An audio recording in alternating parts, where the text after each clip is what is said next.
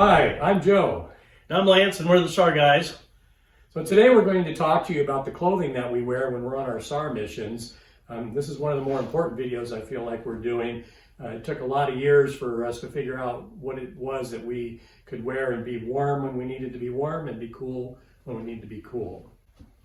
So just as a reminder is that we're not telling you what you have to do. You still need to follow your local protocols and what the requirements of your team are.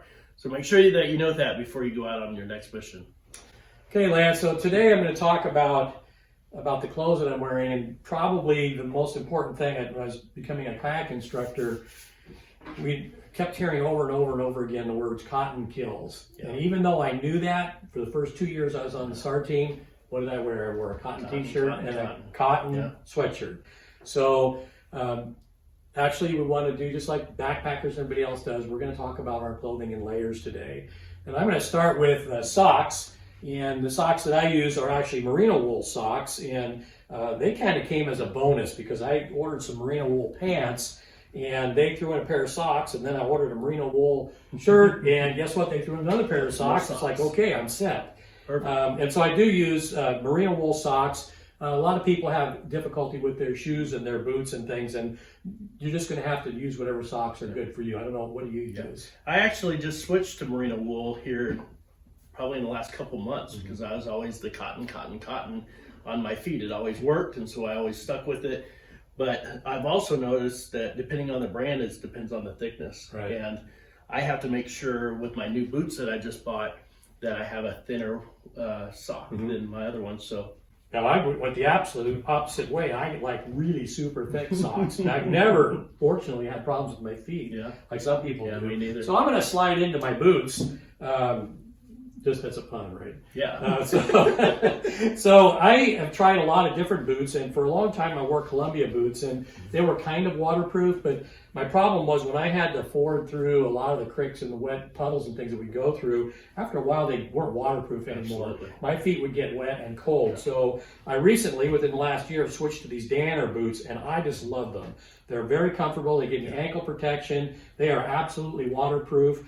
I've waded through water with them, and my feet just have not been cold yet. Yeah. Even on the search where, we did one just a couple weeks ago where it was 18 degrees outside, and I didn't get cold at all. So Danner boots are what I like to use. I did mention that my long johns are merino wool, and I wear these underneath my regular pants. And then we wear our SAR shirts, and these shirts are synthetic, and they're sports tech. And we wear these because they breathe. They will allow us to sweat, and the sweat will go away. And if they get wet, which I've not had that happen to me yet, it'll allow it to evaporate. Early on when I was wearing cotton, I was getting completely soaked clear through, and what I was finding was that the water was wicking up my sleeves of my cotton fleece, or my cotton sweatshirt, and then the cotton shirt I was wearing underneath got completely soaked. And it wasn't that the rain was leaking in, it was that I was sweating and it was retaining it. And boy, I had some really cold times with that.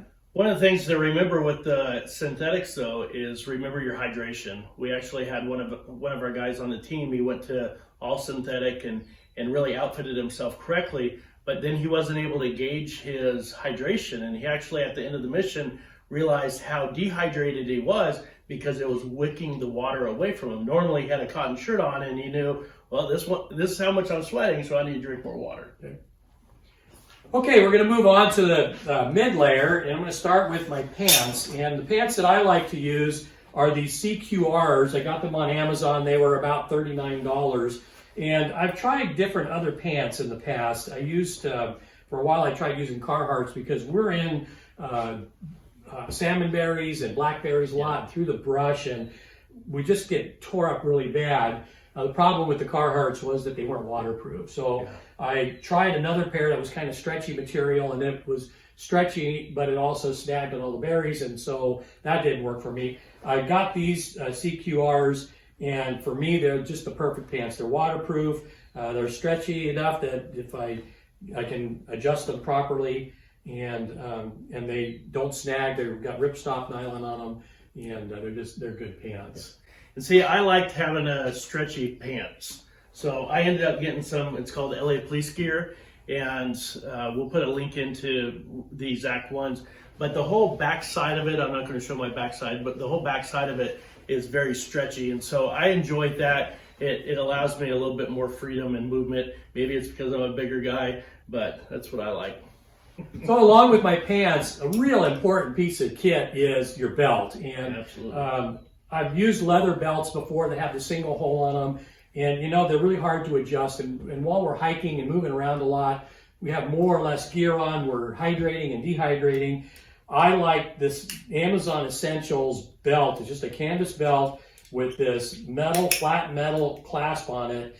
What I like about it is it's infinitely adjustable, so you can put your belt in there and adjust it wherever you need to, and if you find it's not tight enough, you just open it up and cinch it back down again and you're done. And if you have to get the belt off in a hurry, which sometimes you need to, or might need it to strap something down or make a tourniquet or something, you can pull this off in about 2 seconds flat. So just a regular simple Amazon Essentials, it's probably $10, Yeah. Online. So that was pretty easy. It's a little nod to your Coast Guard days, right? There you go. Yeah, that's similar belt.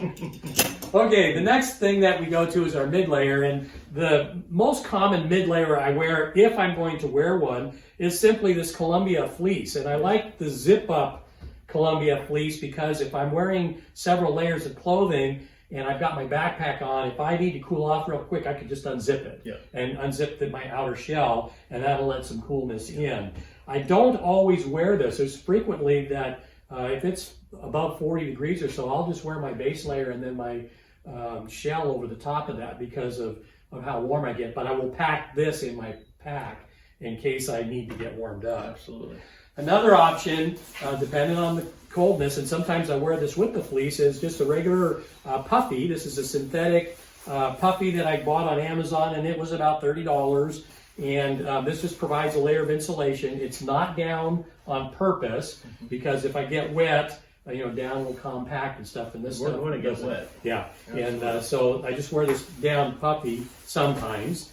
And then I also, if it's really warm, I will have this puffy, which is just a vest.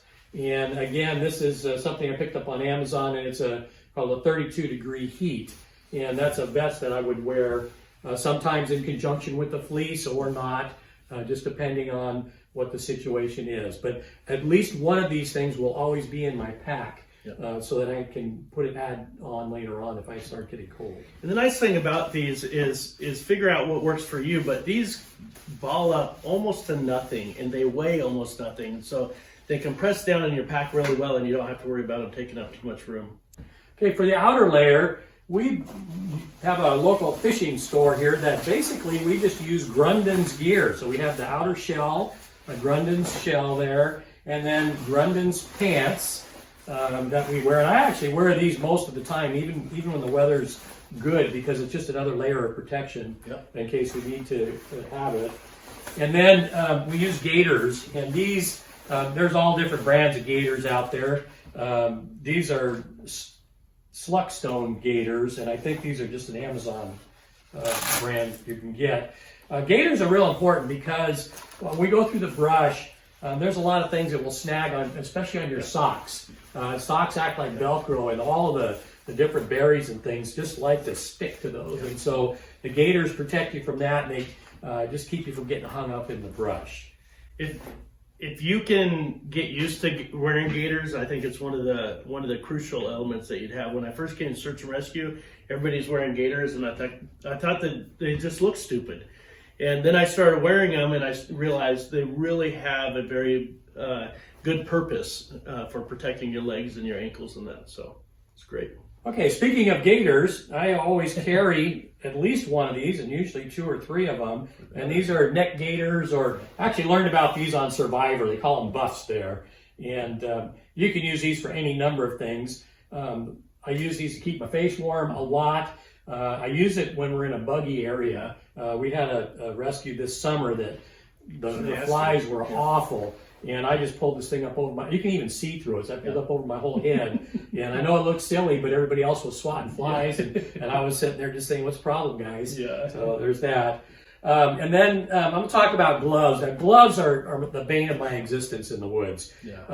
We have all different kinds. When your hands get cold, you're cold and you're numb and you just can't even function. Yeah. There is the picture that we started this video with of me standing out in 18-degree weather, and I had to take my gloves off and my hands couldn't function. We're trying to navigate with our GPSs and talk on the radio, and we just couldn't. We were having a terrible time. It's no fun. And so on that mission, I was wearing my ski gloves because they are waterproof and they keep you warm for a while. But once they get a little bit damp or your hands aren't moving very much, didn't do you any good.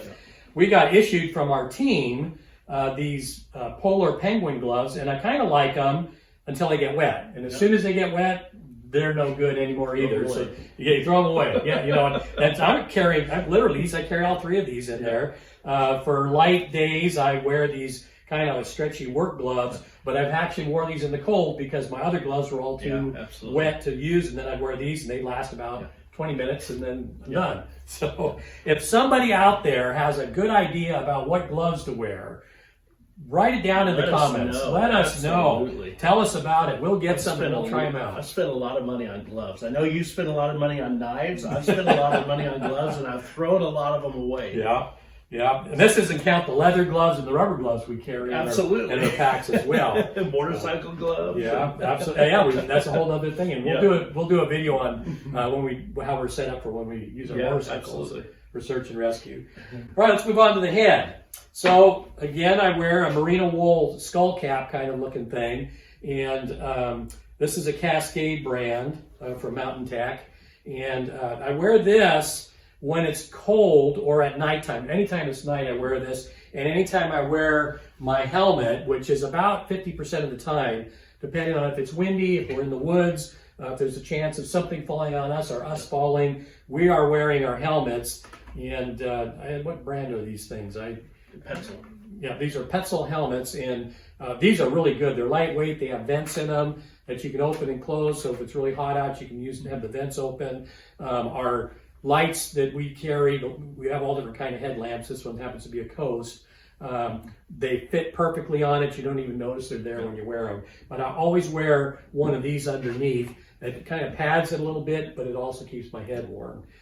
On the really hot days, we basically just wear a ball cap. And we've been issued ball caps, and I can't find mine half the time, so I just wear whatever Lance calls this my old man hat. It's old man hat. My old man hat. So that's the hat that I wear. So that's the gear that I wear. Yeah, that's great. Lance has pretty similar stuff, and so we hope that this information helps you out. Again, remember, cotton kills. Don't wear cotton sweatshirts. Don't wear cotton shirts. Even your underwear, think about whether you're going to wear nylon or cotton.